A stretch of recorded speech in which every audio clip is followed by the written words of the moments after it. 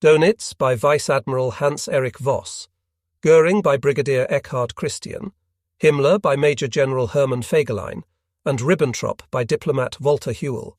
I had the Commander-in-Chief of Ninth Army, General Theodor Busse, on the line, and I connected him to Bergdorf. Busse reported, "The bitter fighting has as its hallmark the increasing excessive demands made of the troops and the irreplaceable losses in men and materials." I listened into the whole conversation, contrary to regulations. I was hoping to find a few sparks of hope, but I found none. The telephone rang again. Our chief Franz Schadler was on the other end of the line. I had been noting down the main points of reports mentally.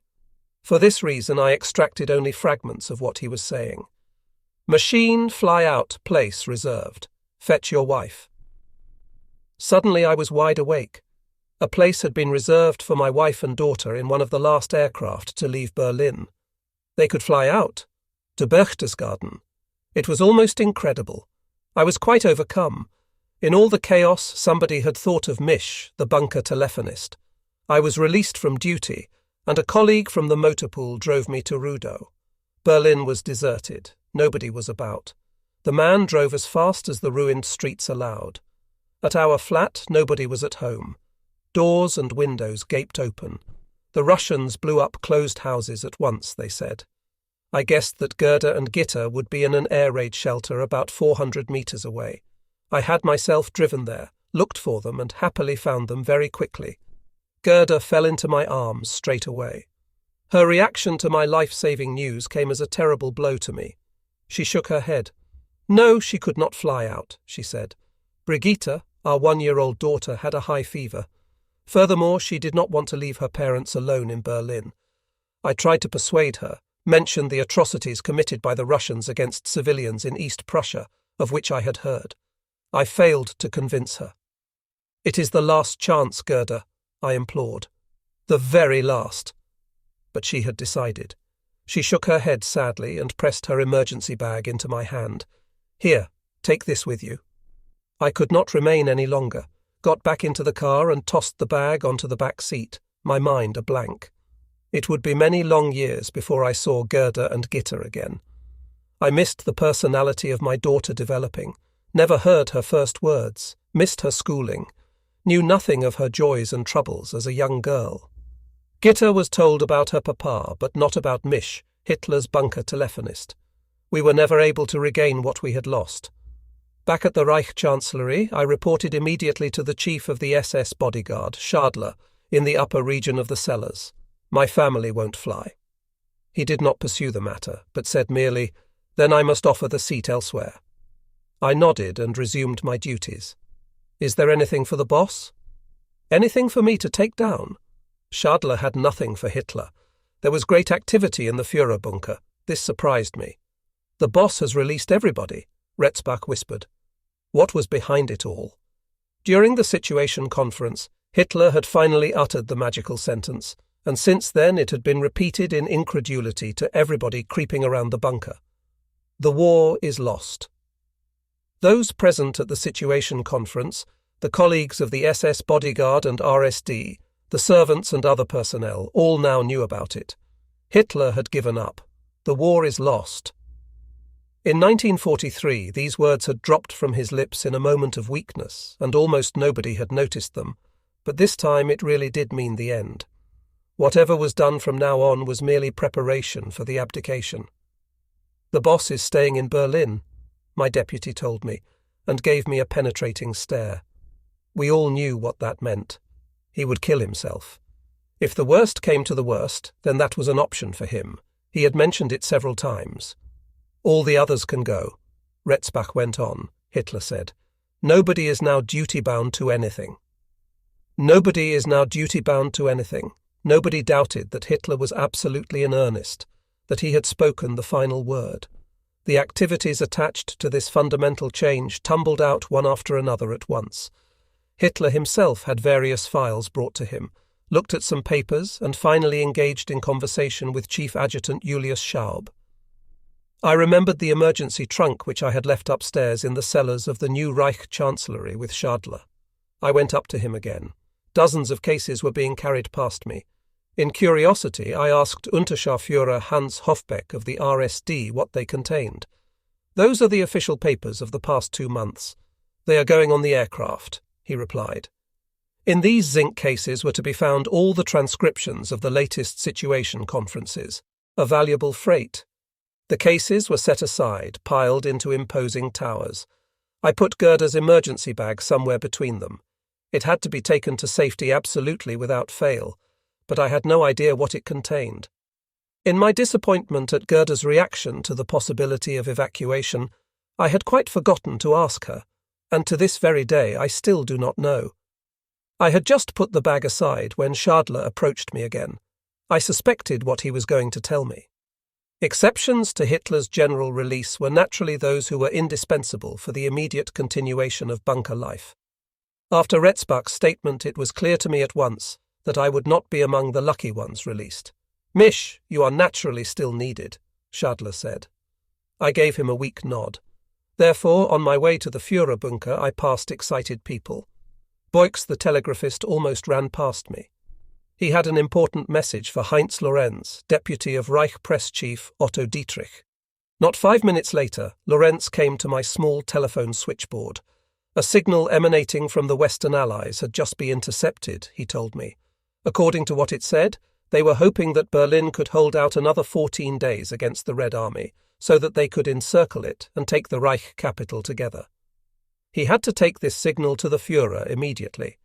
For the Soviets to conquer Berlin single-handed seemed to be a thorn in the sides of the Western Allies. I awaited Hitler's response with interest. When Lorenz reappeared at my side, I asked him for the outcome. "Too late," he had said, making a dismissive gesture. Hitler merely said, "What difference does that make? The war is lost. They should have reported themselves much earlier." Hitler saw the report as confirming his conviction that the Allies would eventually tear themselves apart, but too late. Meanwhile, it was too late for anything. The Ju 352, a machine from the Führerstaffel, took off 2 hours later as planned. Pilot Friedrich Gundelfinger, with whom I had made many courier flights over the last few years, rang before takeoff to advise that he was intending to fly the aircraft to Reichenhall in Bavaria. My colleague Willy Arndt, Hitler's favourite servant, had taken the seat originally set aside for Gerda and the infant. Some time later, a report reached me that this very plane had been intercepted by the Allies and been forced to change flight plan to Cologne. Gundelfinger had not complied, and finally the aircraft had gone down near Dresden. According to the reports, there were no survivors. The news did the rounds in a flash, mainly because Willy Arndt had been on board. When I talked to a British officer about this aircraft years later, he stated frankly his suspicion that it had been shot down by the British. I had been that close to putting my wife and daughter on a death flight. Meanwhile, Hitler had appointed my former commanding officer, Brigadier Wilhelm Monke, as battle commandant of the Citadel, the innermost government quarter. Kampfgruppe Monke, led by him, had its command post in the cellars of the new Reich Chancellery. The force was 4,000 strong and embraced all Waffen-SS units in Berlin, including the Wachbataillon. From these units, 2 regiments were formed with battalions and companies, while smaller groups of the Wehrmacht, Luftwaffe, and a formation of Axmann's Hitler Youth made up the numbers. While I tried to ring Gerda, hoping that she had perhaps left the air raid shelter, somebody else had a quite different vision of how he was going to save his family. Dr. Goebbels wanted to save his wife and children not in the world, but from the world after the defeat. He added them all to those condemned to die in the Reich Chancellery. Staff members who had long since been given shelter rooms in the anti-bunker had now to abandon them for the Goebbels' younger generation. Goebbels himself moved into the room directly alongside my telephone switchboard, which Professor Morell had vacated the previous evening. There was no direct entry into it from the corridor. Goebbels therefore had to come through my workplace to enter or leave his room. I thought it was complete madness to bring 6 children to live in this sarcophagus, when instead of the Soviets, this little gang came storming into the deep bunker for the first time. I did not know whether to laugh or cry. At least twice daily they visited their father, and when he left the Führerbunker, they would romp around in the corridor. The atmosphere in the bunker did not dampen their high spirits in the least. They played, laughed, sang, were cocky and carefree, as all children are. Again and again I had to remind them, "Enough, this is not a playground," though it was more effective for me to say, "Be quiet, children, your Uncle Adolf is sleeping. Under no circumstances must he be awoken." Gunther Ochs, Goebbels's valet, would then take the 5 girls and 1 boy up to the civilians in the new Reich Chancellery cellar. Late in the evening, I rang Gerda's number again. The line was working, I heard the ringtone, but nobody picked up the phone. Gerda, my parents-in-law, and the child must therefore still be in the air raid bunker, and they would not leave it until the end. I tried to sleep at my switchboard and left my sleeping mat rolled up. Dr. Goebbels might wander through my workplace at any moment. What would he think if he found me asleep? Now and again, when I could no longer tolerate the dismal, suffocating narrowness of my telephone cubbyhole, I would go up to my old service room in the adjutant's wing, not far from the cellar exit, and rest there for a little. In the bunker, I was the only person who kept watch day and night at the switchboard, except for the short meal breaks when my colleague Retzbach covered for me. Late in the afternoon, Hitler suddenly left his rooms. Slowly, very slowly, he plodded past me at the switchboard, the Alsatian dog Blondie never leaving his side. Together with some of the SS bodyguard, he went upstairs into the Reich Chancellery garden to breathe fresh air for the last time. These were often wonderful spring days, against which backdrop this hell played out. Shortly afterwards there was some excitement. Goering had managed to fall into Hitler's bad books at the last moment. I thought it had to do with a telegram from Goering at Berchtesgaden, but I could not obtain the precise details and was having difficulty concentrating on my telephone calls. The Krugerin, our nickname for Bormann's secretary Elsa Kruger, came to my switchboard and told me excitedly that Martin Bormann was sounding off about high treason. He had dictated a radio signal to her, which had to be transmitted upstairs.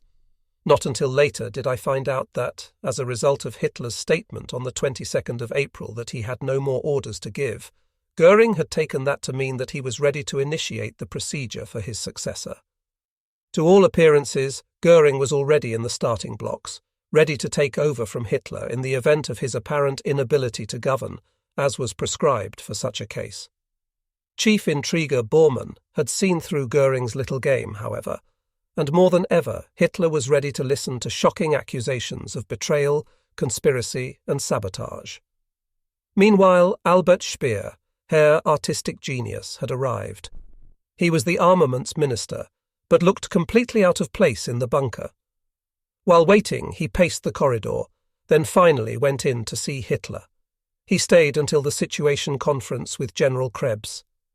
Later that evening, Eva Braun wished to see Speer. She came to me at the telephone switchboard with her request to pass on the message. Speer was staying in the upper levels of the catacomb. Finally, I got through to my wife on the telephone. It was the last time for many years that I would hear her voice. That same evening her father died, but I was not informed. He had left the air raid bunker prematurely with 2 other people, because he was worried about our unlocked property being exposed to looters. A shell landed among them and blew all 3 to shreds. What remained of him is buried in the garden. Now and again, when I could no longer tolerate the dismal, suffocating narrowness of my telephone cubbyhole, I would go up to my old service room in the adjutant's wing, not far from the cellar exit, and rest there for a little. In the bunker, I was the only person who kept watch day and night at the switchboard, except for the short meal breaks when my colleague Retzbach covered for me. Late in the afternoon, Hitler suddenly left his rooms. Slowly, very slowly, he plodded past me at the switchboard, the Alsatian dog Blondie never leaving his side. Together with some of the SS bodyguard, he went upstairs into the Reich Chancellery garden to breathe fresh air for the last time. These were often wonderful spring days against which backdrop this hell played out. Shortly afterwards, there was some excitement. Goering had managed to fall into Hitler's bad books at the last moment. I thought it had to do with a telegram from Goering at Berchtesgaden, but I could not obtain the precise details, and was having difficulty concentrating on my telephone calls. The Krugerin, our nickname for Bormann's secretary Elsa Kruger, came to my switchboard and told me excitedly that Martin Bormann was sounding off about high treason. He had dictated a radio signal to her, which had to be transmitted upstairs. Not until later did I find out that, as a result of Hitler's statement on the 22nd of April that he had no more orders to give, Goering had taken that to mean that he was ready to initiate the procedure for his successor.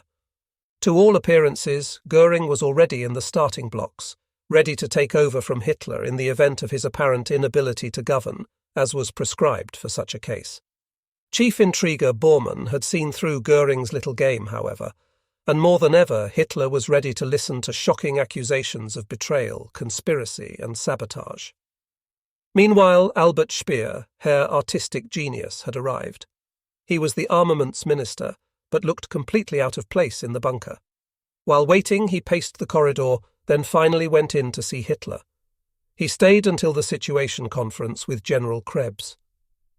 Later that evening, Eva Braun wished to see Speer. She came to me at the telephone switchboard with her request to pass on the message.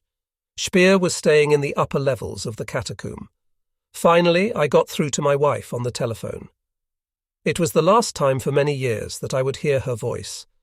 That same evening her father died, but I was not informed. He had left the air raid bunker prematurely with 2 other people, because he was worried about our unlocked property being exposed to looters. A shell landed among them and blew all 3 to shreds. What remained of him is buried in the garden. The 24th of April, 1945. The ranks of the faithful around Hitler dwindled. Meanwhile, the female secretaries Christa Schroeder and Johanna Wolf had been flown out. Traudl Junge and Gerda Christian remained. Frau Christian Dara was Hitler's favourite secretary. She had a sense of humour and the swift Berliner retort. The boss liked that. But why was Frau Junge still here? Traudl Junge was always the spare wheel. I never knew Hitler to call her as his first choice for dictation. She was only used as a reserve if another secretary could not come. Albert Bormann had brought her one day from the Munich Party HQ when Dara took leave for several months after her marriage. When I saw Frau Junge, Fräulein Humps as she then was, for the first time, at Berchtesgaden, it really gave me a shock. She had an incredible squint. Soon afterwards they operated on her eyes, and now one could look at her. The Red Army was occupying ever more city districts. The airfields at Gatow and Tempelhof fell on this day. For this eventuality, Hitler had arranged for a new airstrip on the Charlottenburger Chaussee, between the Victory Column and the Brandenburg Gate, to be installed as a reserve. He was hoping to use it to fly in reinforcements for the defence. About 200 naval ratings arrived by this route from Dönitz in the middle of the inferno. Hitler met me in the corridor. He now looked like the kind of figure who one imagines lives without daylight and fresh air. Pallid, stooped, uncertain in his gait, he shuffled past my switchboard like a man in prison allowed to walk up and down the corridor once every couple of hours, like a murderer in the death cell. This was quite in contrast to Eva. She continued to take care with her appearance as before, put rouge on her cheeks and dressed as though she found herself in a villa of the nobility and not in a tomb with furniture relics of long bygone days. I liked that. One must almost make the point that Eva was the only one to remain cultured. She reminded me that we were not dead yet. Apart from her appearance, everything there had to do with death. Everywhere only the past, the end, defeat. All faces were grey. Only Eva's lips were not. Until then, I had not anticipated that there was still something important to come in Eva's life. She did not have much time left. Since Hitler had announced the end on the 22nd of April, it had been clear to us that by it he meant his own end. Everybody seemed to be occupied with the question of what was the best method of suicide. I heard that Dr. Stumpfegger would distribute cyanide capsules. None was offered to me. I did not need poison. I kept my Walther PP on my switchboard table with the safety catch off. Should the time come, I would shoot myself in the head. Those among us, who were here by virtue of their services being indispensable, knew only too well that the only hope of saving our own skins would come after Hitler's death. Therefore we waited for it. After that, there would be 3 choices: to die by one's own hand, to run up a white flag at the telephone switchboard and surrender to the Russians, or take a chance on flight. I wavered. On the one hand, I thought my hour had now come and felt dull and empty. On the other hand, strategies to save myself darted through my head. My will to survive had not yet been extinguished, but once it was, I would end my life with the Volta PP. And if Hitler waited too long? Should I then simply stand up, walk out of the Reich Chancellery and try to get through to my wife and daughter? What chance was there of that? Wandering through the ruins, the Gestapo would soon pick me up, to be hanged as a coward and deserter that I did not want. Everything revolved around two questions. When would Hitler kill himself? When would the Russians arrive at the bunker door? It was the same for my colleagues. In any case, there were not many of us left behind. Without saying as much, we were all waiting for the same thing. When would Hitler finally release us? We waited hour by hour, day by day. Quite a few were praying, some for the first time in their lives. I was ever more isolated in the Führerbunker. None of my colleagues let themselves be seen down there unless it was absolutely necessary. Only my relief came regularly. In recent days I had not seen my good friend Helmuth Biermann. Meanwhile, he must have been flown out. The same went for Albert Bormann, who also had not taken his leave of me. Eva Braun and Magda Goebbels often sat in the corridor discussing the day's events, the bunker, and above all, naturally, Hitler and Joseph Goebbels. I heard how that they gave each other courage not to leave their respective men but to die with them. We have lived with them. We shall die with them. The telephone rang ceaselessly. Many troubled civilians called. As I mentioned, the number of the new Reich Chancellery was in the telephone directory, and even the number of the Führer's flat was not a secret. Whoever knew it could pass it on. My colleagues above often redirected the calls to me. Once I had a woman on the line, screaming and crying. She was in such a state of distress I could hardly understand her. Her neighbour was being raped, she sobbed. "Help! Help! Come and help us!" In the background I could hear terrible screams. "One moment," I said. I could not think of anything else to say. I just wanted to be rid of the call. Dr. Goebbels stood nearby. I beckoned to him, holding out the receiver. "Civilians!" Goebbels handled every one of these appalling calls, including the one with the rape. Between the situation conferences, the mood was especially depressing. Everybody whispered. I did not wish to be infected with this sepulchral mood, and spoke deliberately in loud tones and very audibly into the mouthpiece. This brought a little normality into the eerie atmosphere. In the evening there was another situation conference. The 25th of April, 1945. I was glad to be constantly occupied. It helped me a little to forget the times. In the evening, signals were sent to the Commander-in-Chief 12th Army, Walter Wenck, and to Jodl. The relieving attack that had been hoped of Army Wenck, however, never came. The 26th of April, 1945. The battle for Berlin entered its final phase. The Reich Chancellery lay under an artillery bombardment all day. Despite having plenty of filters, occasionally Henschel had to close the fresh air ventilation system because it was sucking smoke into the interior. Despite the incessant artillery fire, I continued to spend my breaks upstairs. I simply had to leave that coffin. Now and again, otherwise I would have gone completely mad. I now decided myself when I would have a break, but with Retzbach's approval. On this day too, after lunch, I went to my service room. At the entrance to the adjutant's wing, a Volkssturm man lay dead. He had probably been hit by falling masonry during an air attack. Dead tired, I stepped over the corpse and dragged myself to the bed. It was my last time upstairs before Hitler died. In the evening, the female pilot Hanna Reichseven and Luftwaffe General Robert Ritter von Greim arrived in the bunker. Hanna Reich was a real she-cat. I knew the gifted and bold pilot from her several visits to Hitler. It was she whom he had chosen in 1944 to find the fault in the V-1 flying bomb. This missile, on which such great hopes rested, was not working correctly, and the fault had to be sought in flight. Therefore, a converted version with a cockpit had to be constructed. When Hanna Reich was suggested as pilot, Hitler growled, "Can't a man fly it?" But finally he agreed. Reich found at least one of the causes of the malfunction. A cable in the guidance system of the machine Asterisk was disconnected, and there was probably a whole series of other problems. Because Gatow Airport had been in Soviet hands for some time, Reich and Ritter von Greim had had to land their Fiesler Storch-10 on the Charlottenburg Chaussee, which had been renamed East-West Axis in 1935. Greim was wounded in the leg as the aircraft came under fire when landing. My SS colleagues brought him in to see Hitler on a stretcher. While they spoke, Hannah Reich spent the time with me at the telephone switchboard. I looked at the Iron Cross, first-class resplendent on her roll-neck sweater. Günther Ochs, Goebbels's valet, fetched 3 wine glasses and filled them up. Outside, the last battle of the war raged, and we sat there in a kind of church hush, drinking a glass of wine. When Frau Goebbels appeared, Hannah Reich asked her straight away about her children. She pleaded, using her silver tongue, to be allowed to fly the 5 girls and 1 boy out.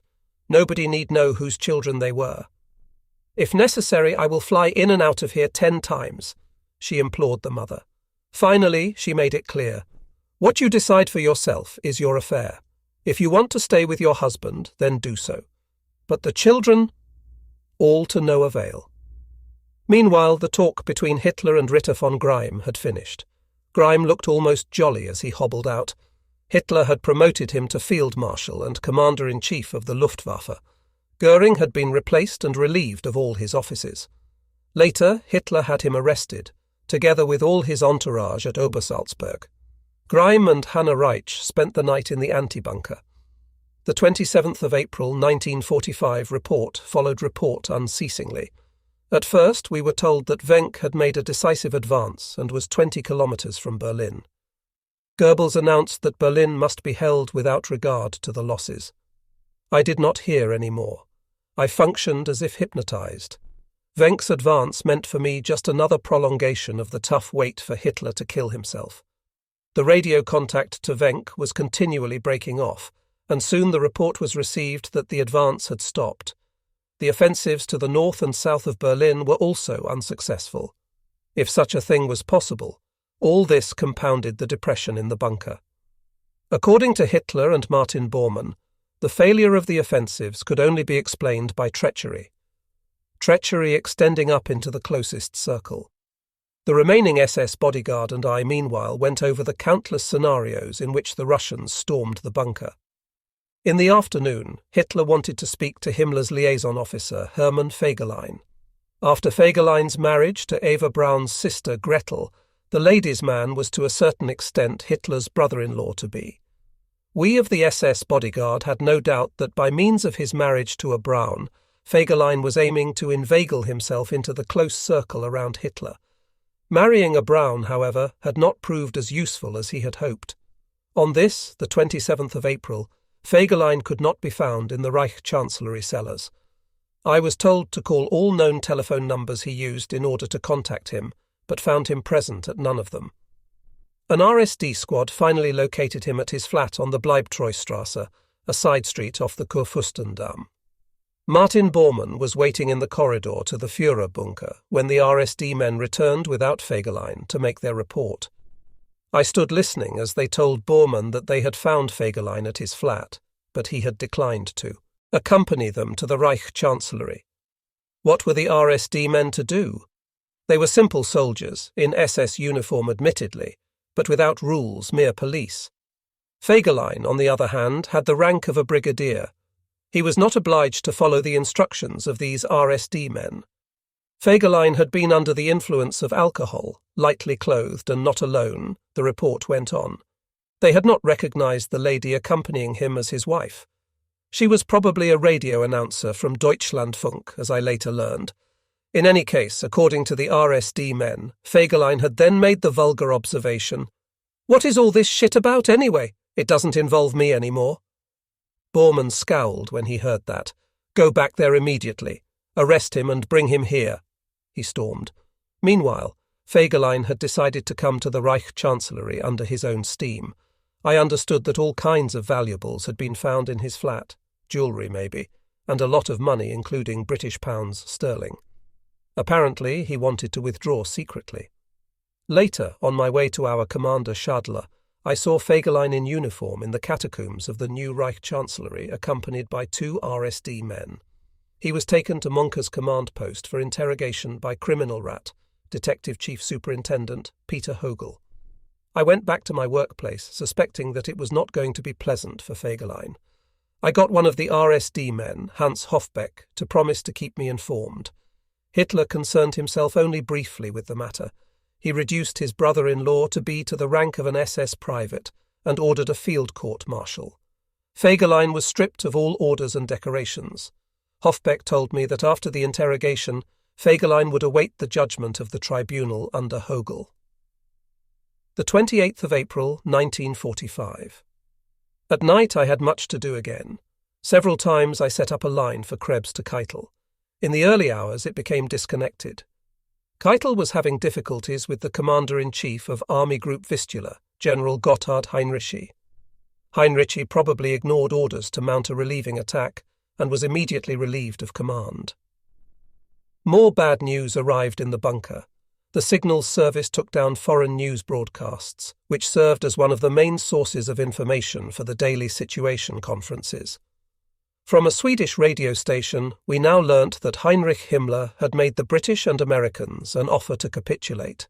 It had been turned down on the grounds that the Western Allies would only accept unconditional surrender to them, all including the Soviets. Himmler was probably trying to wriggle out of this when confronted. Then the BBC sent a Reuters report confirming all the rumours. The chief of the news bureau, Heinz Lorenz, took the report to Hitler personally.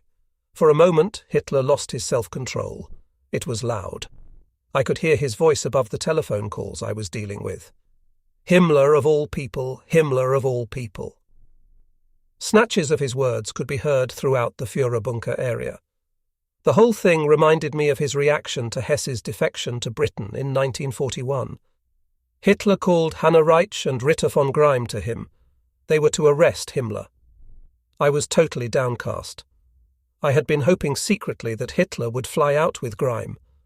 Now the last hope floated, or better put, flew away. Hitler was to remain in Berlin. I did not leave the bunker. Reich and Greim took off from the Charlottenburger Chaussee airstrip in order to meet Dönitz at Plön. Hans Hofbeck appeared below again and told me more about the Fegelein affair. In the light of Himmler's efforts, Fegelein had been given short shrift. A search of his service room in the catacombs had brought to light certain files from which it was obvious that he must have known of the secret negotiations initiated by Himmler through the Swedish intermediary Count Volker Bernadotte. Thus, Fegelein was not merely guilty of planning to flee Berlin, but of high treason. The field court-martial under Kriminalrat Hogel condemned the husband of Gretel to death by firing squad. There was no direct order from Hitler. He had only ordered Fegelein to be reduced to the ranks. Hofbeck now described to me in great detail the execution carried out immediately after sentence. An RSD colleague, Hofbeck told me his full name too, had shot Fegelein from behind with a machine pistol in the cellar corridor. Hofbeck imitated the raising and aiming of the weapon to shoulder height and then downwards and imitated the noise of the shooting, rat-a-tat-ta. A young man, perhaps 16 years old, provided accompaniment with his accordion. A crowd of civilians, staff and wounded stood around them. I understood. This was the manner and way in which the Goebbels family took their leave. A last opportunity to demonstrate the unity of the family. Unsuspecting and well brought up, the Goebbels children concentrated on their song. I could not bear to watch this activity any longer and was suddenly in a hurry to return to the Führerbunker. Events followed one after another in the next few hours. Towards evening we sent a telex to Jodl. There were 5 questions. 1. Where are Wenck's spearheads? 2. When will they attack? 3. Where is the 9th Army? 4. Where will the 9th Army break through? 5. Where are the spearheads of von Holster? Sometime towards 2300 HRS, the report was received that Italian partisans had shot dead Mussolini and his companion Clara Petacci, and apparently hanged them up by the feet. Somebody said there were even pictures of it. Had Hitler needed a final shove in order to make his own suicide a reality? That was probably it. I was almost totally exhausted, but I kept working at the switchboard. I wanted to listen to everything, know everything, miss nothing, but it was a hard battle to fend off sleep. My forehead fell forward against the junction box. Senseless, senseless, senseless. Nothing else went through my head. The 29th of April, 1945, shortly after midnight, I saw a man in the bunker whom I had never seen before. Henschel nearby seemed less surprised than I, as the man and two assistants walked calmly past us. "Who is that, then?" I asked Henschel. "That is the registrar." "The who?" I thought I must have misheard, but Henschel repeated, "The registrar." He was the Stadtrat, city councillor, and Gauamtsleiter, NSDAP regional office leader, Walter Wagner, who had worked with Goebbels in the Berlin Gau leadership. "The boss is getting married today," the technician informed me. I also asked him to repeat this sentence as well. In this manner I heard of the planned marriage of Hitler to Eva Braun. So at last. I saw Wagner disappear into Hitler's study. The two men who had accompanied him remained outside. Inside, Eva and Hitler both said ja. Apparently, Bormann and Goebbels were the witnesses. Towards 1:30 it was completed. There were a few well-wishers present to toast the Hitler newlyweds. The Goebbels couple, Hitler's secretaries Junger and Christian, Generals Krebs and Burgdorf, Colonel von Below, and Hitler's diet cook Constanze Manziali. I remained at my workplace and considered how I should now greet Eva when I met her. Frau Hitler. That did not seem possible. Frau Hitler did not suit Eva, the Führer's girl, and neither did it suit Hitler to be a married man.